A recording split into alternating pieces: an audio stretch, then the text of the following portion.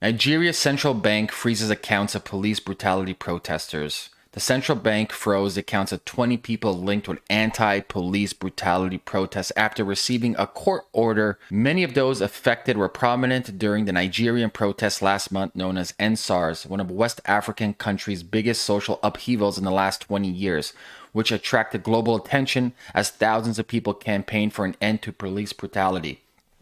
The demonstrations came to a head on October 20th when security forces opened fire and killed at least 12 protesters in Lagos, according to Witness and Amnesty International. The army and police have denied the killings. Oh yeah, of course they have.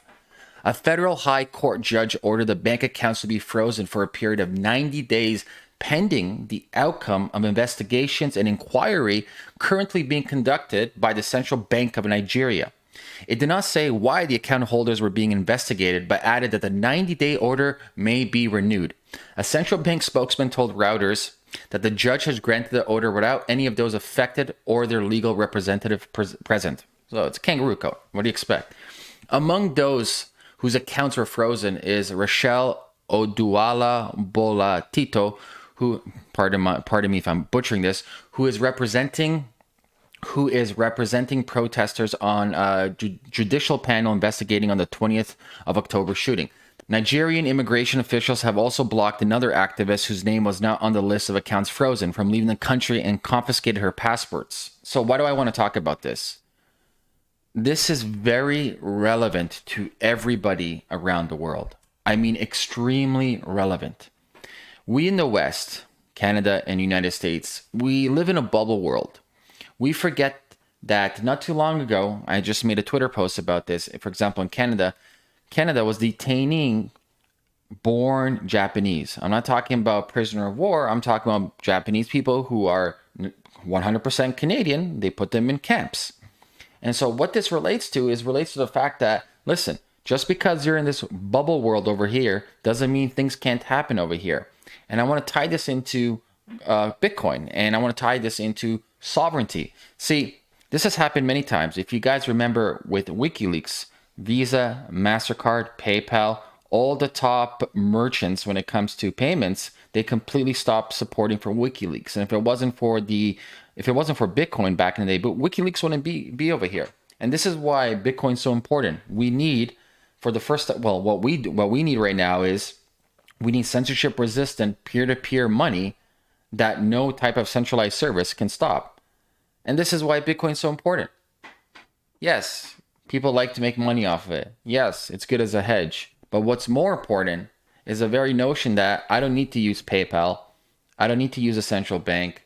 I don't need to use Visa. I don't need to use MasterCard. I can use Bitcoin. I can have real commerce between you and I without anybody telling me I can or can't do this. Same thing with the Hong Kong protests. Obviously, it got drowned out because of COVID. But if you remember the Hong Kong protests, what did they do? Exactly the same thing. They shut down their bank accounts. So don't get it twisted for a second that things can't happen over here just because you live in North America. Remember, they confiscated gold here in the United States. People have a real fucking short-term memory of history. People should really learn history and see that no matter where you are in the world, eventually governments turn on you. Eventually. It's just a part of the Ouroboros cycle. And so, listen, you may not be buying Bitcoin because you think, hey, it's a Ponzi scheme. You may not be even interested in cryptocurrency, but you should be interested in your sovereign right to protest. You should be interested in your sovereign right for freedom of speech. And Bitcoin offers you this.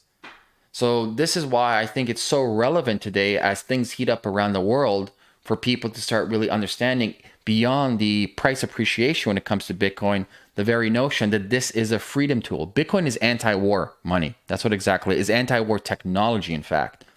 It's a technology that brings back power to you and I.